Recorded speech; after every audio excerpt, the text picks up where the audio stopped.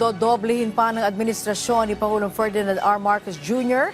ang mga hakbang nito para mapataas ang foreign direct investments ng bansa na inaasahang makakabuo ng maraming trabaho para sa mga Pilipino.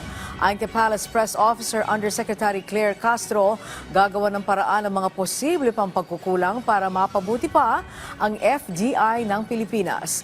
Nagsasagawa na din anya si Pangulong Marcos Jr. na iba't ibang pagpupulong na inaasahang magdadala ng foreign investment sa bansa. Batay sa tala ng Bangko Sentral ng Pilipinas, kabilang sa top sources ng FDI ay ang mga bansang Japan, United Kingdom, United States of America at Singapore, kung saan marami sa mga ito ay para sa industriya ng manufacturing, real estate at information communication. So alamin po natin yan at kung mayroon pong pagkukulang at gagawan po agad ng paraan ng mga business experts at ng ating mga head ng agencies para po matugunan kung ano man po ang magiging resulta o epekto po nito. Alam ko po may mga meetings po ang Pangulo patungkol sa mga foreign investments at mga investments dito sa Pilipinas.